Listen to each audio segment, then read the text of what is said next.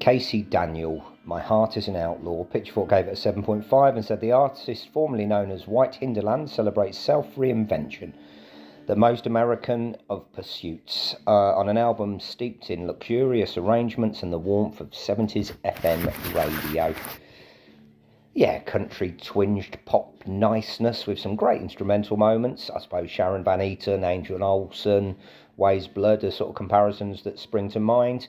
Nothing punk rock about it, but not everything has to, I suppose. Opener's a good song that's sort of music that everybody will like, even your nan. The horn section had a little bit of depth. Lovely voice she's got there. Things pick up by the end and some nice whooshing noises. Sort of got the lamb chops about it at the end, and, you know, I was sort of semi-excited. All good.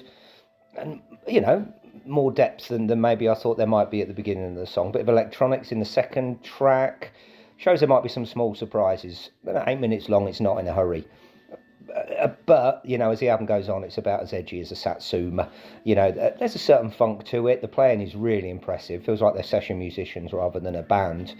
But it drifts away from me and becomes quite unnoticeable. You know, the odd quality tune is undeniable, but the overall impression is far too straightforward and the songs are not quite good enough. I can't remember any of them. This last one actually is sort of the best there's been so far, a little bit more to it. But there was no hooks like in a Sheryl Crow way or anything like that. You know, inoffensive in every way. The odd swear word sort of didn't change that. It was still a little bit too nice for these ears.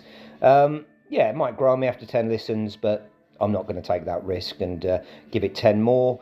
I don't feel like she took many risks, so I'm not going to either. Bang in the middle, 5 out of 10. But you might enjoy this one, especially if this is your bag. Please like and subscribe. Yeah, that last track was truly excellent. If there was more like that on the album, then, you know, there was definitely a chance that I would have done more. But there wasn't. And it's not Daniel, it's something like Dienel. So apologies.